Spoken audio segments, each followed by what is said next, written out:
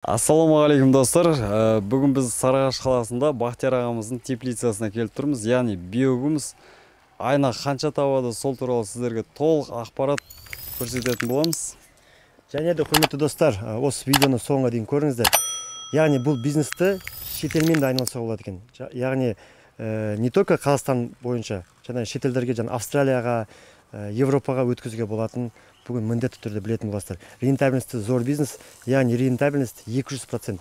Өткенде тоқтамай бір 20 күн жаңбыр жауды. Сол жаңбыр жауған кезде мына жапырақтарына бір дақ тимеді.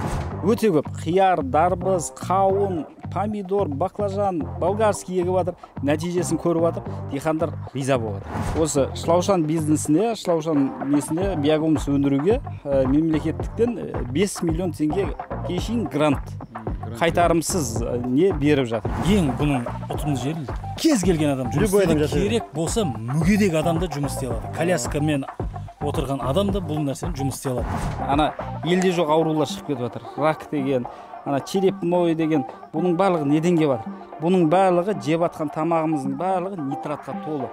Ал нитрат өз кезегінде адам денсаулығына зиян. Болашағымызды ойлайтын болсақ, осы нәрсемен әрбір қазақ айналысу керек. Өзінің ең болмағанда бизнес болмаса да өзінің огородына табиғи нәрсе өсіру керек та. 100 мың теңгеге, 120 мың теңгеге сатып алсын, 4 айда 1 миллион 200 мың теңгеге сатады. Бірақ сатпайтындар бар. 1 миллион 200 мыңға сатпайды, оны 12 миллионға 8-ші айға өткізеді. Ровно 8 айда ол 12 миллион теңгелік товарды сатады. Бақтияр аға берді биогумуспен егілген огурцыларға берді. Иә, бұл жерде биогумуспен егілген огурцы. Қазір енді түрін көріп шошымаңыздар. Бұл өзінің жұмысын атқарып бітті. Қазір баға түсіп кеткеннен кейін уже жұмысшы салуға ақтамағаннан кейін біз қазір бұның түбінде қарасаңыздар кеуіп жатыр. Суда бермей қойдық, қаралмай қалды. Негізі баға жақсы болса, бұған түбіне әр түпке жарты литрден менің каналымда бар, өз қайтып басында қайтып бастап еккеніміз.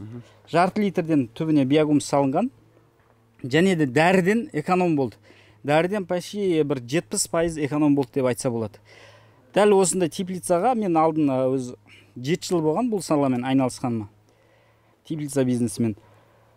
Дәл осы уақытқа шейін где-то бір 500 килодай дәрі беріп тастайтын едік. Қазір тем более дәрінің бағасы кетті да. Биогумустың несімен, күшімен эконом жасаватсыздар ғой, иә? Биогумустың күшімен эконом жасадық. Әрі бұның бір жақсы жері байқағаным. Өткенде тоқтамай бір 20 күн жаңбыр жауды. Сол жаңбыр жауған кезде мына жапырақтарына бір дақ тимеді. Ауырған жоқ та. Басқа жерде егілген қиярлардың барлығы ауырды. Влажный температураны бұлар жақтырмайды. Күнделікті влажный температура болса, бұл ауыра бастайды. Ал бізде ондай проблема болған жоқ. Аллаға шүкір. Жаңағыдай жарты литр емес, 1 литр, 2 литрден салсақ, дәріден мүлде эконом қылуға болады деген мен соны байқадым. Жалпы дәмі де, сақталуы да өте керемет болды.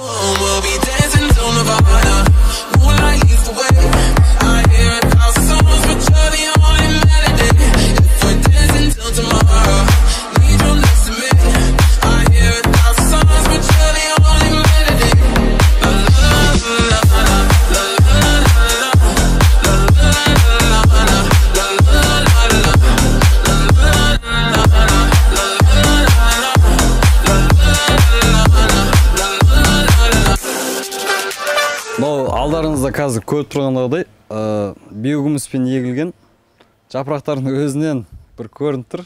Керемет, үлкен-үлкен болып. Мына жерде асқабақ. Мынау бір түп, осы көріп тұрғаныңыз дәу, осы бір түп асқабақ. Ар жағында біреу. Мына жерде екеуі бар, қалың болып тұрған.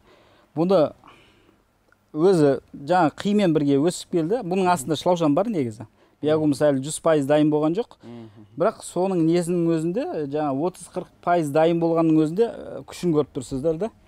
Бұны кез келген диқан байқайды. Биогумуста өсіріп жатқан несін. Қазір роликтерде көп, негізі YouTube'та қарайтын болсаңыздар, биогумус жөнінде өте көп. Қияр, дарбыз, қауын, помидор, баклажан, болгарский егіп жатыр. Нәтижесін көріп жатыр. Диқандар риза болып жатыр. Әлі бұны әлі 100% білмейді. Бізде Қазақстанда 0,01% ғана біледі биогумустың пайдасын. бірақ соның өзінде сұраныс қатты болып жатыр. Биогумус қазір жоқ та. Сұранысқа ие болып тұр. Сұранысқа ие болып тұруымен қатар тауып бере алмай жатыр адамдар. Біз өзім диқаншылықпен айналысқаннан кейін мен өзіме жетпей жатыр сол биогумус. Жаңағыдай Атырау, Ақтау, Қызылорда деген сияқты шөлді жерлер өліп қалған, еш нәрсе өспейді ол жерде. Яғни құмды жерлер. Құмды жерлер. Сол жерге мысалға осы нәрсемен егін істесе болады. Егін шаруашылығымен айналысса болады. Көгалдандырса болады осы биогумус арқылы. Сол қалаларда тұратын ағайындарға осы бизнесті бастаңыздар, қолға алыңыздар, қалаңызды көгертіңіздер. Өйткені қазір мемлекетте осы нәрсеге қолдау көрсетіп жатыр, осы нәрсеге субсидия жағында қарастырып жатыр. Бұл биогумусқа субсидия да бөліне ме сонда? Биогумусқа Алла бұйыртса, жаңағыдай гранттар ойнатылып жатыр осы нәрсеге. Осы Шлаушан бизнесінде, Шлаушан несінде биогумус өндіруге мемлекеттіктен 5 миллион теңге шейін грант қайтарымсыз не беріп жатыр. Дұрыс бизнес план составлять етсеңіз, шаруашылығыңызды көрсетсеңіз, сол составлять еткен бизнес планыңызды қорғай алсаңыз, сізге жаңадай қайтарымсыз 5 миллион теңге береді осы жұмысқа. Шұбалшындардың жұмыс істеу процестері қалай болады? Бұлардың жұмыс істеу процесі көбею өте тез, жылдам. Жаңадай калифорниялық шлаушан дейді ғой, жалпы ғылыми атауы Есиния фетида деген кітаптағы атауы сондай. Бұлар көбею өте тез. Тастаған жеріңізге, мысалы, жердің шлаушандары, мысалы, оны қиға тастайтын болсаңыз, ол қашып кетеді. Ол бұл жерде өмір сүрамайды. Ал бұның азығы қи болғаннан кейін, осы шірінділер болғаннан кейін, бұның жақсы жері осы тастаған жеріңізде көбейеді. Ол жерде ұрпағын қалдырады. Осы берген азықты жаңа бізге пайдалы биогумусқа айналдырып отырады. Мысалға, 1 квадрат жердегі шлаушанды алып, дайын болған жердегі, оны 10 квадрат жерге тастайсыздар. 10 квадрат жердегі шлаушан 3-4 айда тығыздығы, жаңа 1 квадрат жерде қанша тығыздық болса, 10 квадрат жерде 4 айда сізде сондай тығыздық болады. Биогумус өндіру мәселесіне келер болсақ, биогумус өндіруге шлаушан көп керек болады. Мысалға, 1 квадрат жердегі шлаушан сізге 1 жылда 1 куб биогумус өндіріп бере алады. Егер сізде 1000 квадрат шлаушан болатын болса, ол деген сөз, сіз 1 жылда 1000 куб биогумус өндіріп шығасыз. Ал құрметті достар, биогумустың ерекшеліктері айтып кететін болсақ, ал Алеке, ассалаумағалейкум. Ассалам. Осының жаңағыдай квадрат метр болып сатылады ғой, жалпы? Квадратный метр болып сатылады. Қаншадан сатыласыздар? 120 000 теңгеден 1 квадрат метр. Бұл жаңа досым айтып кетті, нені түсіндіріп кетті. Шлаушаннан шығатын өнімін түсіндіріп кетті, биогумусты. Ал мен енді бұл шлаушанның бизнесін түсіндіріп кетейін. Қысқаша, кез келген адам жұмыс істейтін бизнес бұл. Ең бұның ұтымды жері, кез келген адам жұмыс істейді, керек болса мүгедек адам да жұмыс істей алады. Коляскамен отырған адам да бұл нәрсені жұмыс істей алады. Бір адамға өтініш қылады, көршісіне или ағайын туысқан біреуіне ана жерден көң заказ беріп, көңді түсіртіп, мынаны жай жібере сал, міне саған бір күндік ақшаң, бұл шлаушан тастап қояды, шлангыменен су шашып тұрса болды. 3 ай мен 4 айдың арасында 10 есе көбейеді. Мысалы, 120 000 теңгеге сатып алса, 1 квадрат шлаушанды алып келеді, 10 квадрат метрге жаяды соны. Сол 100 күннің ішінде, грубо, 3 ай мен 4 айдың арасында 10 есеге көбейеді. 10 есеге көбейгені 120 000 теңгеге сатып алса, товар деп есептейміз шлаушанды. 10 есе жаңа 1 миллион 200 000 теңгелік товары тұрады өзінің. Қаласа сатады, қаламаса оны және 10 есеге көбейтеді. Тағы да жай береді. Тағы да жай береді. Сонда 1 миллион 200 000 теңгең 12 миллион теңге болады. Грубо есептеп қарағанда 8 айдың ішінде 1 миллион 200 000 теңге болады. 120 000 теңгесі. Керемет бизнес, мен ойымша, Қызылорда, Атырау, Ақтау, құмды жерлердің бәріне осындай теплица ашып, осындай тура сіздің қылып істеуге мүмкіншілік бар ғой, мүмкіншілік жетеді. Осы биогумус, мысалға YouTube'ға кірсеңіздер, өзбек ағайындардікі бар, қырғыз ағайындардікі бар. Өзбек ағайындар бұл нәрсені қатты қолға алған. Олар да мемлекет қолдау көрсетіп жатыр осы нәрсеге биогумус жөнінен.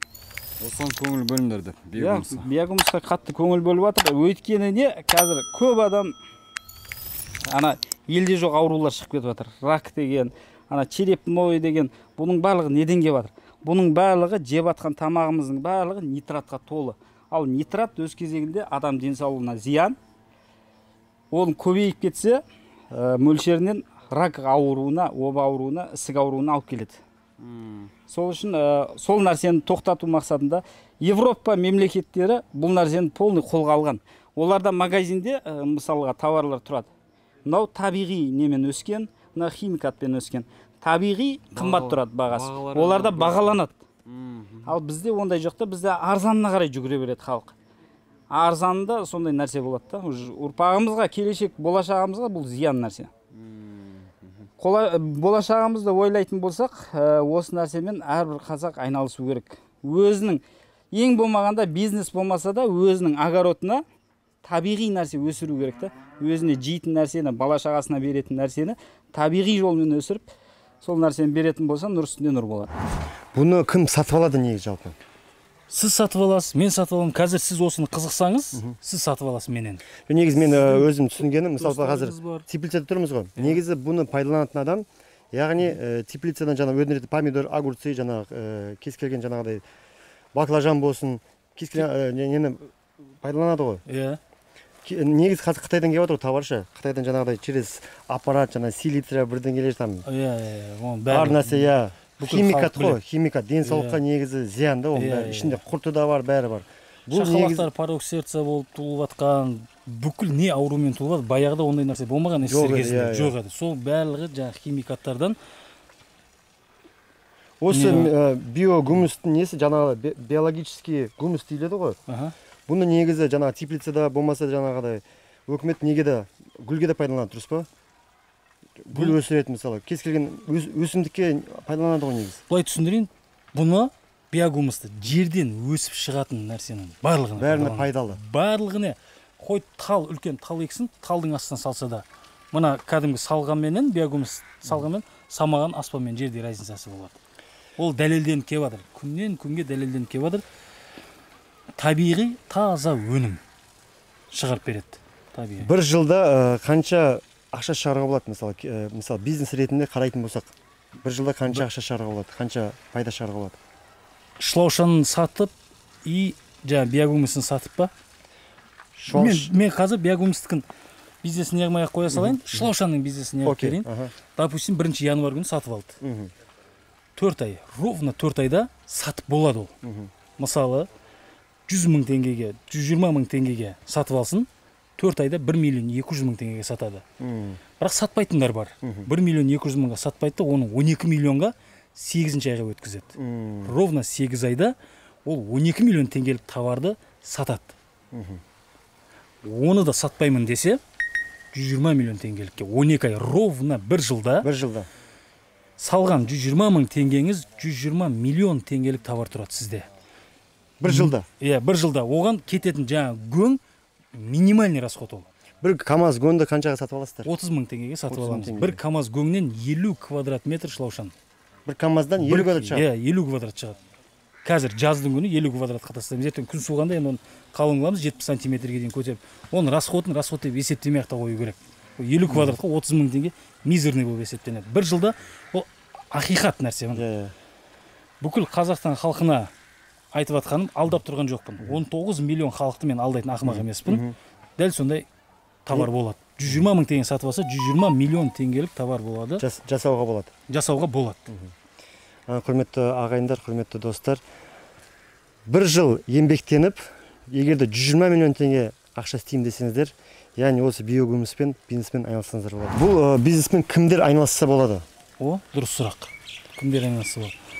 Кез келген адам айналысса болады. Мысалы, жеңгелеріміз бар, бала күтімімен балдарын мектепке жібереді, әбетте күтіп алады, киімдерін, тамақтарын беріп, үйде отырған жұмыссыз жеңгелер отыр. Мысалы, соларға інілеріміз, ағаларымыз, күйеулері алып кеп береді, жайып береді, жаңа нені. Тек бетіне жаңа сабанын, шөбін, суын шашып тұрса болды. Қыздырып жібермей, күніне 2 рет, күн ыстықта суын шашып тұрса, көбейіп кете береді, шлаушандар. Жаңа жас балдар айналысса да болады. Мектептен кейін келіп, мысалы әкесі, шешесі жұмыс істейді, азанда кетеді, кешке келеді, еш нәрсеге уақыты жоқ. Бірақ 5-6 класс оқитын балдары бар. Соларға да жайып берсе, главный жайып берсе болды, тек шылаушанға су шашып отырса болды, судан басқа еш нәрсе керек Ауыл шаруашылыққа керемет бизнес идея жалпы. Яғни семейный бизнес болсын, жаңағыдай ауылда негізі жұмыссыз жүргендер өте адамдар көп, негізі. Жаңағыдай 60 мың, 70 мың теңге айлықта жүргендер адамдар көп та. Жұмыспен қамтамасыз етсеңіздер болады бір ауылда спокойно. И қазір малдың қиы, жаңағыдай кез келген малдың қиы, жаңағыдай гектар жатыр да ешкім пайдаланып жатқан жоқ деп ойлаймын. Өйткені мен өзіміз ауылға барған кезде жаңағыдай көреміз. Жаңағы баяғыда тезек істейтін еді. Тезектің жеріне отында қазір ондай ешкім жасамайды. Өйткені газ бар да. Шылуашаны көрсетіп кетсеңіз, иә? Көрсетіп. Бұмен бүкіл Қазақстан айналысса да жетпейді бұл биогумус. Биогумус деген нәрсе жетпейді. Шылаушандарымыз мін. Бидай егеді, мысалы, бидайға да тастаса болады осын. Урожай Қарбыз, қауын бәріне де. Оларға сөзсіз ғой.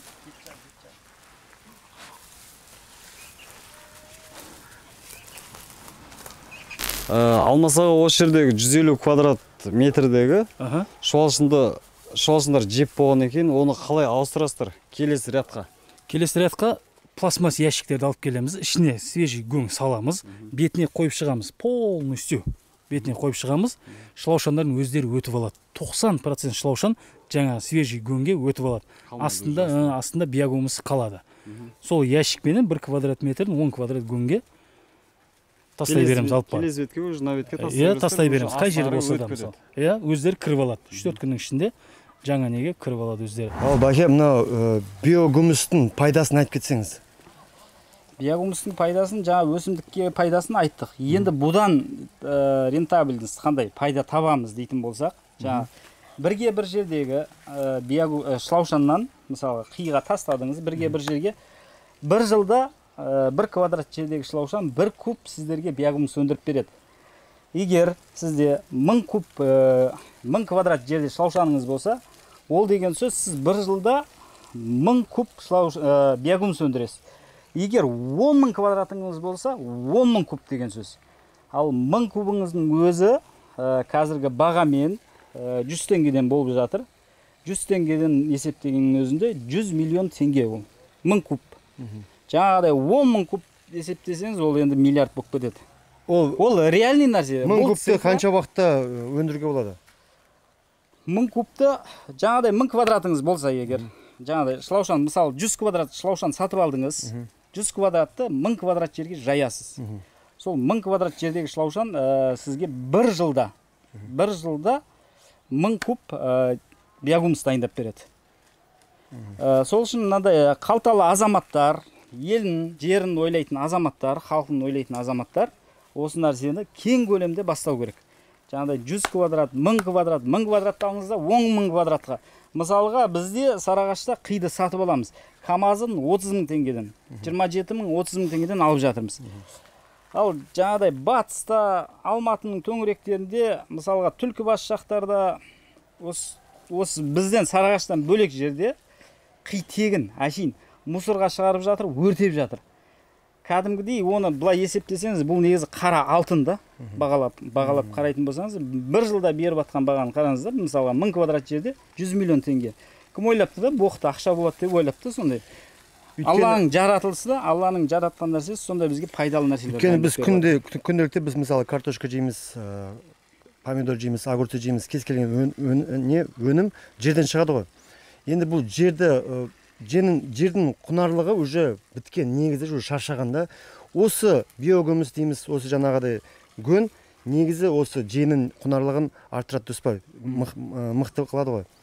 Яғни, құрметті достар, және де бұл кісілерге инвестор керек. Егер де мен инвестор, менде ақша бар, жаңағыдай мен ақша берсем, жерлерім бар ма, жаңағыдай өздерін айналысасында, бірақ договормен тұратын болсаңыздар, жаңағыдай осы кісілерге хабарласаңыздар болады. Өйткені маған өзіме жаңағыдай сондай ұсыныстар келген.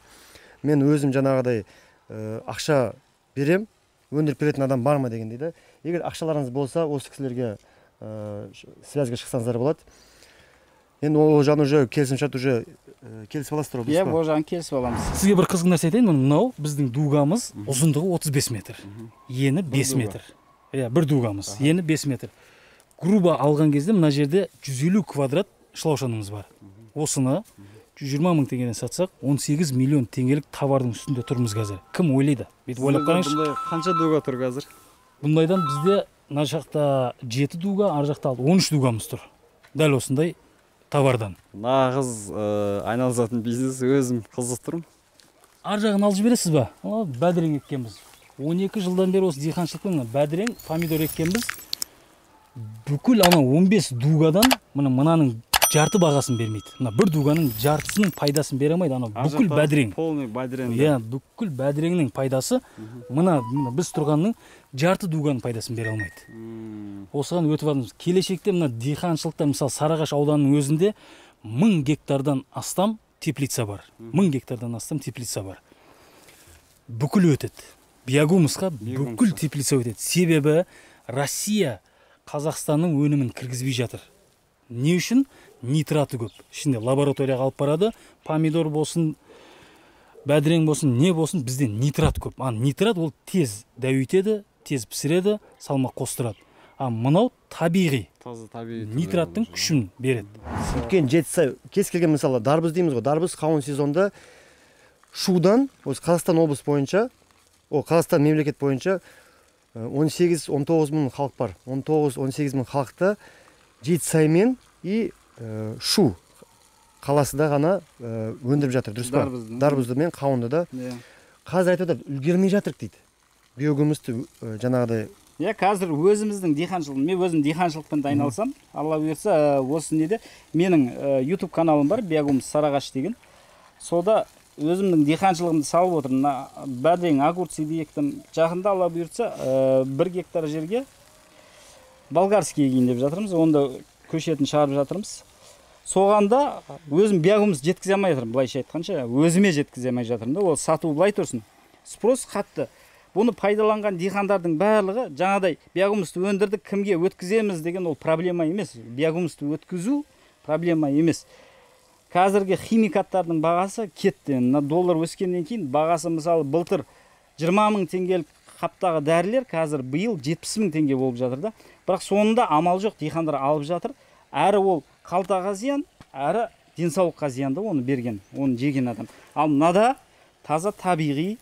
Егер осыны әрбір диқан өзінің егіншілігіне, шаруашылығына айналысатын несіне қолданатын болса, барлық нәрсесі себестоимосты да арзан түседі. Ертең халыққа сатқан кезде де халыққа да тиімді бағада сатады. Өйткені қазір қымбатшылық.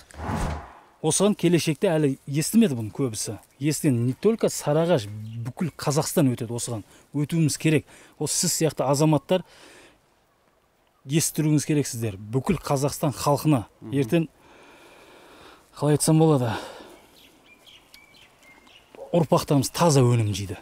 Таза химиясыз болды. Таза өнім жейді. Осыған өтуіміз керек. Бидай егетіндер де осыны шашу керек. Бидай несіне. Жүгері егетіндер, семечка егетіндер барлығы өтеді осыған. Кез келген адам негізі клиент табылады ма деп қорқады да. Енді сіздер айтып жатсыздар, клиент табылады. Сіздерге қалай сенуге болады деген күмән келеді клиенттерде ше. Мысал ретінде бағана бір бакемен сөйлесіп кеткеніміз бар. Егер де жаңағыдай осы биогумусты өндіретін болсаңыздар, сіздерге клиент өзіміз тауып береміз деп жатыр. Рас па? Иә.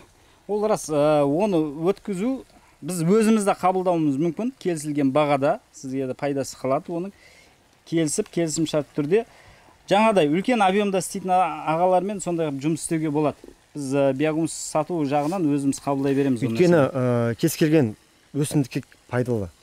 Бидай болсын, қауын болсын, дарбыз болсын, помидор болсын, қияр болсын, кез келген нәрсеге. Енді уже ол вообще неден масштабный бизнес яғни. Ал құрметті достар, егер де осы видео ұнаған болса, керек болса, осы бизнеспен айналысам десеңіздер, осы төменде номерлер тастап кететін боламыз. Осы Instagram парақшаны тастап кететін боламыз. Және де YouTube каналымыз бар деп жатыр. Осы ссылка арқылы өтетін боласыздар. Керемет бизнес идея. Бізбен бірге болыңыздар. Жаңа сөздің соңында айта кетейін. Бұл жаңалық бизнес бізге енді Қазақстанға жаңалық. Жалпы бұл дүние айналысып жатыр негізі. Қазір экспорт жағынан биогумусты Өзбекстан елі экспортқа әрекет жасап жатыр. Бірақ олар өздерінің ішкі несінде қамтамасыз ете алмай жатыр. Бірақ соның өзінде экспортқа ең кең көлемде алатын нәрсе бұны қазір алып жатқан Дубай и Австралия алып жатыр осын. Биогумусты Австралия биогумусында шлаушанын да алып жатыр осын. Шетелге өткізуге болады дейсіз ғой. Иә, егер кімде-кім сол шетелмен байланысы бар адамдар интересоваться етіп көрсін, ол ақиқатында ол объемный түрде осыны үлкен масштабта. Иә, үлкен масштабта бұны бақпай-ақ қойсын да, сатпай-ақ та қойсын, ол тек қана осы бағып жатқан адамдардан сатып алып, сол жаққа сатқанның өзінде қандай үлкен пайда табады. Тілді білетін адамдар сол нәрсемен ақ істеуге болады. Посредник ретінде, иә. Бұл жерде бақытжан ағаларымыз биогумуспен огурциді еккен, уже ақшасын алып, екесе уже ақшасын шығарып қойған. Огурцидың бұл уже, как-то айтқанда, уже шарп тастаймыз дейді, соңғысы деп отыр да ше. Бізге айтады, яғни теріп алып кетсеңдер болады дейді, қанша килограмм, 1000 килограмм, 2000 килограмм шығады, алып кете беріңдер деп отыр да. Дәмі енді керемет, свежий. Құрметті достар, егер де осы видео сіздерге ұнаған болса, міндетті түрде лайк басыңыздар. Сіздерден көп бір жұмыс керек жоқ, әшейін бір саусағыңызбен басып қойсаңыздар, лайк және де комментарийға жазып кетіңіздер. Егер осы видео ұнаған болса, және де WhatsApp рассылкаге және Telegram рассылкаге міндетті түрде жіберіңіздер. Пікірлеріңізді міндетті түрде қалдырыңыздар. Огурцы керек болса, звондаңыздар. 100 теңгеден килосын сатамыз деп қойын.